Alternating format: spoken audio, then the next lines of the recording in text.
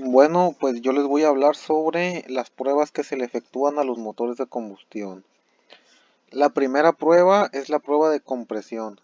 Esta prueba se hace para saber qué también puede contener el volumen comprimido del pistón. Checar que no haya fugas de compresión, las cuales pueden ser ocasionadas por el desgaste de los anillos, el desgaste del cilindro, rupturas o fragmentación ya sea del cilindro o de la cabeza de válvulas. De este lado podemos ver la herramienta que se utiliza. Es un compresímetro. Esto es un medidor de presión, ahí se me fue el nombre, un manómetro. Este manómetro va a registrar la compresión que hay dentro del cilindro.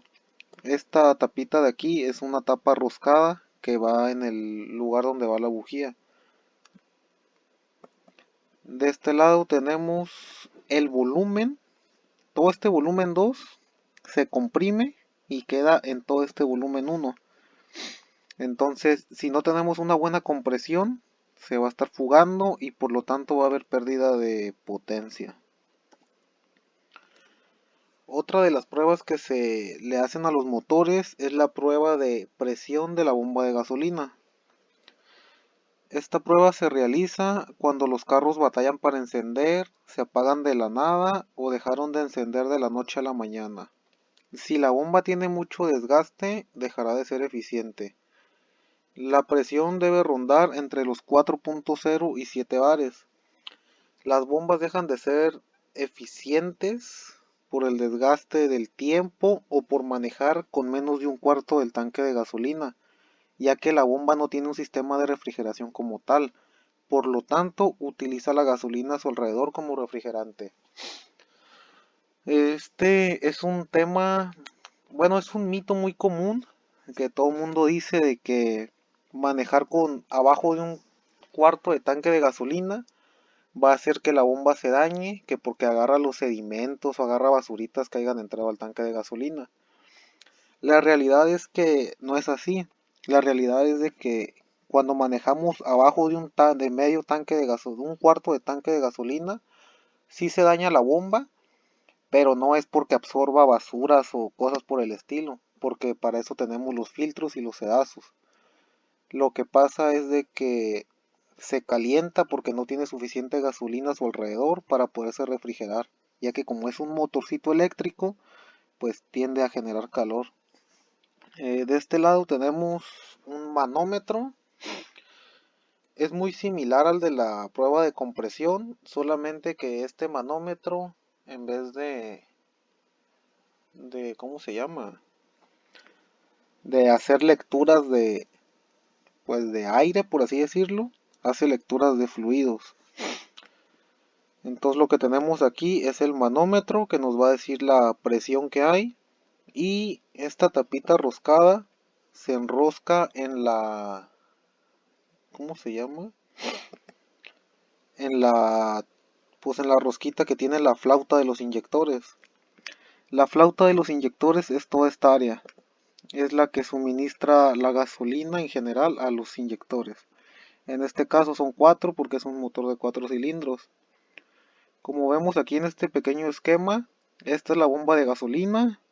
Aquí abajito tiene un sedazo, es un primer filtro. Ese primer filtro lo que hace es pues eliminar las partículas grandes de la gasolina. Después va subiendo, pasa a esta parte que es el filtro de la gasolina. Este es un filtro más, ¿cómo se llama? Más pequeño.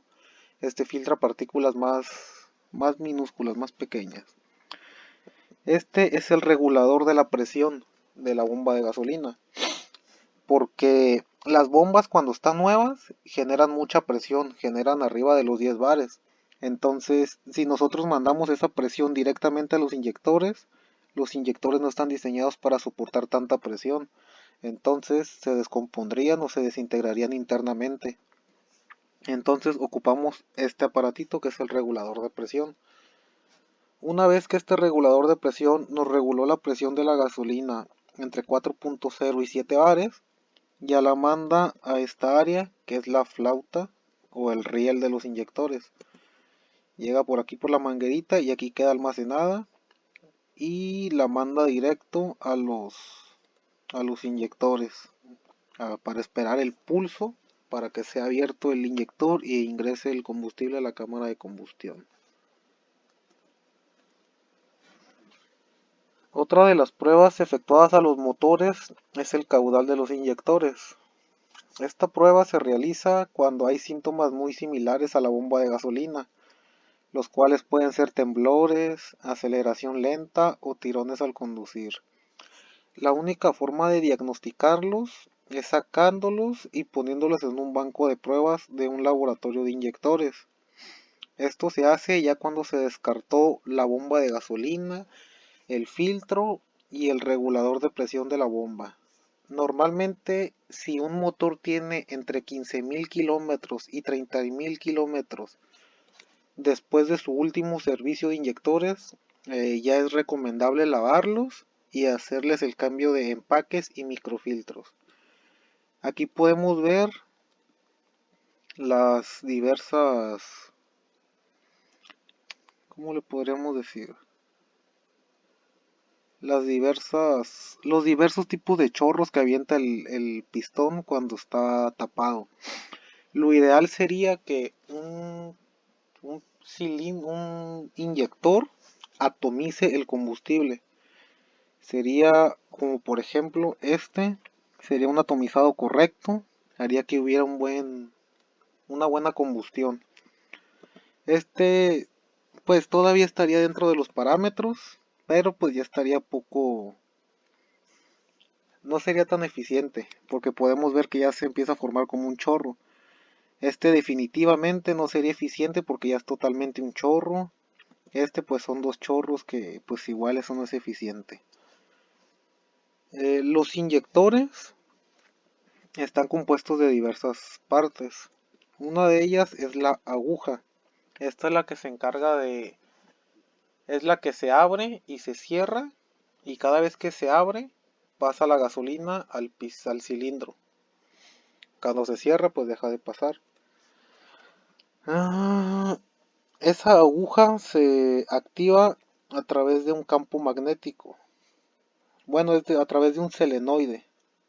Y el selenoide pues se activa a través de un campo magnético.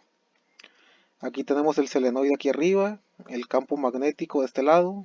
Cuando se activa este campo magnético, el selenoide sube y la válvula de la aguja va a jalar la aguja. Y ahí es cuando entra la gasolina. De este lado tenemos la conexión de la unidad de control. Aquí esto es una ploga que viene directamente desde la computadora del carro. Cada vez que nos llega la señal a través del crack sensor a la computadora, que nos llega la señal de que el pistón ya está hasta arriba y ya está en el tiempo número 2, que es el de la compresión, es cuando va a mandar la computadora una señal a esta partecita, al conector de la ploga. Es cuando se va a activar el inyector y va a entrar la gasolina a la cámara de combustión. Después en esta partecita tenemos un último filtro.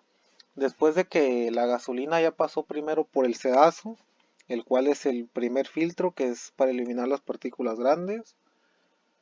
Después de que ya pasó por el filtro de gasolina, que es el que elimina las partículas más pequeñitas, tenemos este último filtro, pero este último filtro se le llama microfiltro también. Es el microfiltro del inyector. Es para hacer una última limpieza antes de que el combustible llegue a la cámara de combustión. Aquí afuera tenemos, aquí lo marca como anillo toroidal, pero eso más que nada es un empaque. Este otro de aquí abajito también dice la imagen que es un anillo toroidal, pero pues son empaques para que haga un sello hermético entre esta parte que sería en el riel de los inyectores y el de abajo que sería en el múltiple de admisión o directamente en el cilindro, dependiendo de dónde, en qué parte esté ubicado el inyector. Otra de las pruebas efectuadas es la presión en el sistema de escape. Esta prueba, también llamada prueba de contrapresión, se realiza para diagnosticar el catalizador o también el silenciador, ya que si alguno de los dos está tapado, provocará que la presión del sistema de escape aumente, provocando así que el motor trabaje más forzado y gastando más gasolina. Pues esta básicamente es como una prueba de compresión, pero en vez de ver la compresión del cilindro, vamos a ver la compresión que hay en todo el sistema de escape. Vamos a utilizar un manómetro que va a medir el flujo de aire, por así decirlo. En vez de ir conectado donde va la bujía, va a ir conectado en donde va el sensor de oxígeno. Se va a quitar el sensor de oxígeno y en esa rosca va a ir roscada este conector macho. Si nosotros tenemos tapado el catalizador o el silenciador, no habrá un correcto flujo de gases en el sistema de escape. Entonces, ¿qué es lo que va a hacer? Se va a quedar restringido, por así decirlo. No van a correr libremente. ¿Y eso qué es lo que va a provocar? Que el pistón cuando suba, en el cuarto tiempo, en el de expulsión, no, ¿cómo se llama?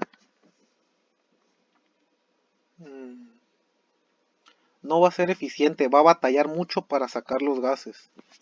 Entonces, al momento de que se batalla para sacar los gases, va a haber un consumo extra de gasolina por parte de los otros cilindros para compensar esa fuerza que se ocupa para poderla sacar. Entonces, básicamente, eso es la prueba de la contrapresión. Checar que no haya presión dentro del sistema de escape. Cabe recalcar que la lectura en esta prueba debe ser cero, a lo mucho. No recuerdo bien el dato, porque en todos los foros que estuve visitando cambian los datos, pero todos rondan entre 2 a 3 PSI, todavía es aceptable. Pero ya más de 3 PSI es ya que ya hay una falla significativa y hay que repararla. Otra de las pruebas efectuadas es el dinamómetro.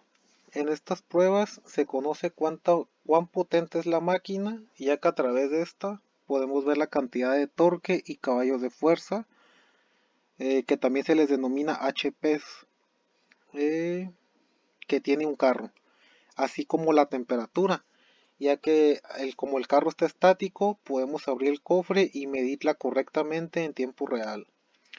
Pues esta prueba básicamente es subir las llantas de la tracción del carro a un par de rodillos. En este caso, el carro es tracción delantera y estos son los dos rodillos. Al momento que nosotros ponemos en marcha el carro, pues estos dos rodillos empiezan a girar y mandan los datos a la computadora. Los datos que manda pues son las revoluciones de la llanta, por así decirlo, de la velocidad. Cuántas veces gira por minuto la llanta y en base a eso pueden calcular la velocidad a la que iría si estuviera en una carretera en línea recta.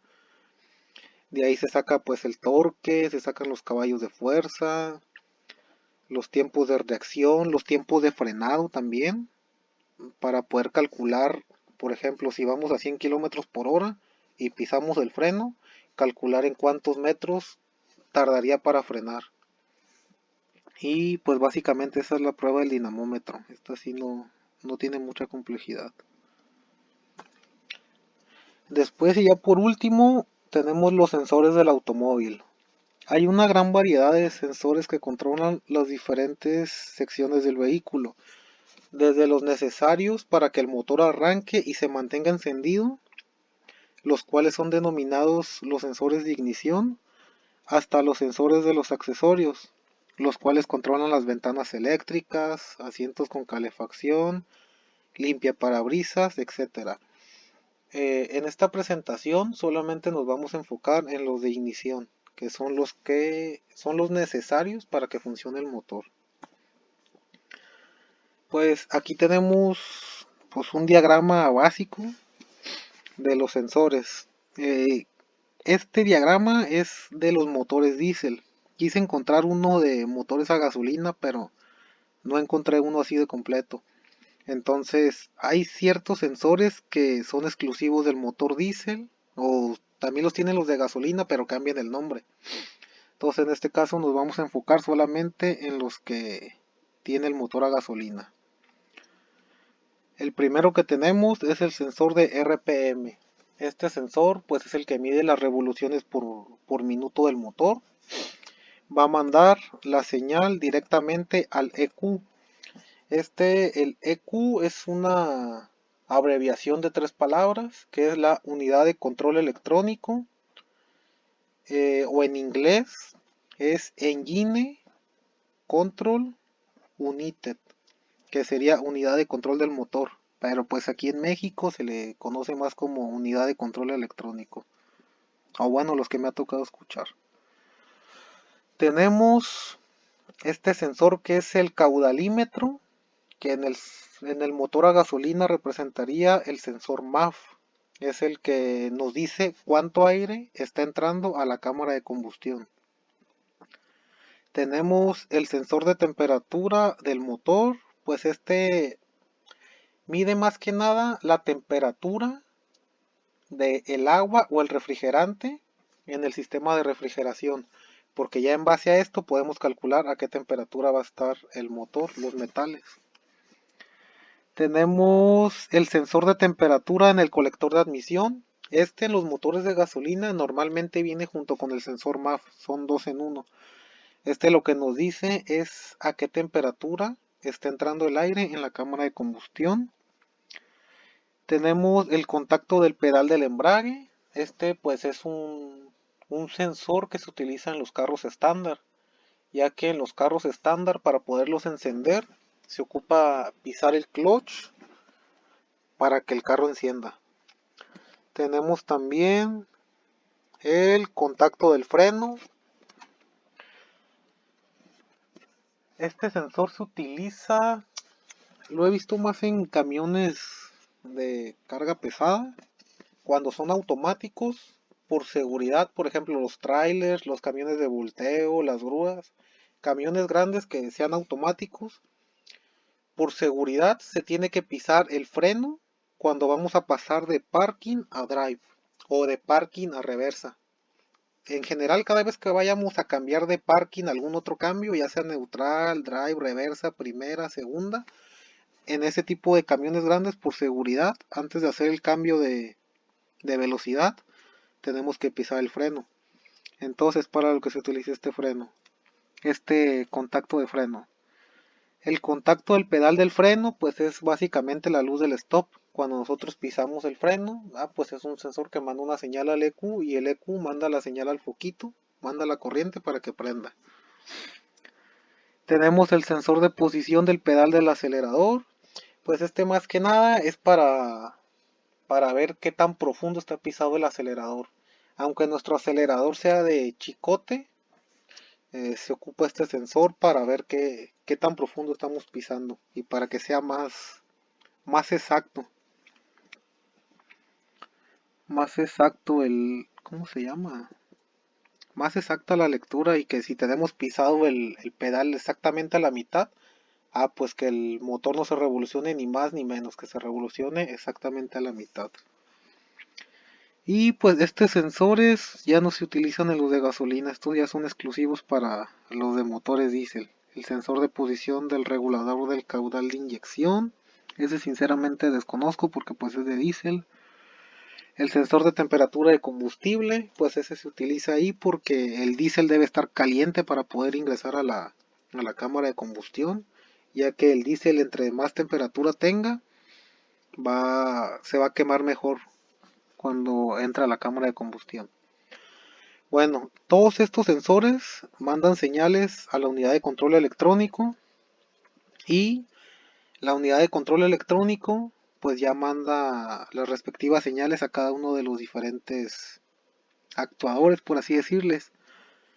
Le mandaría señal a esta electroválvula de los motores diésel, la electroválvula del control de la presión del turbo también, ese es del diésel. El motor del regulador del caudal de inyección vendría siendo el inyector en el motor a gasolina. Entonces, aquí le mandaría señales al inyector.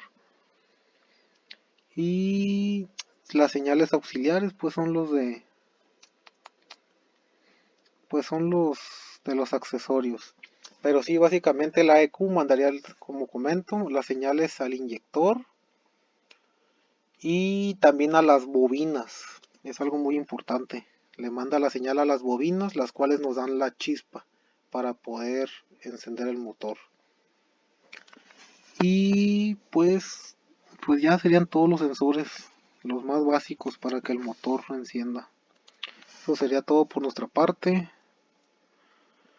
Que tengan buena noche.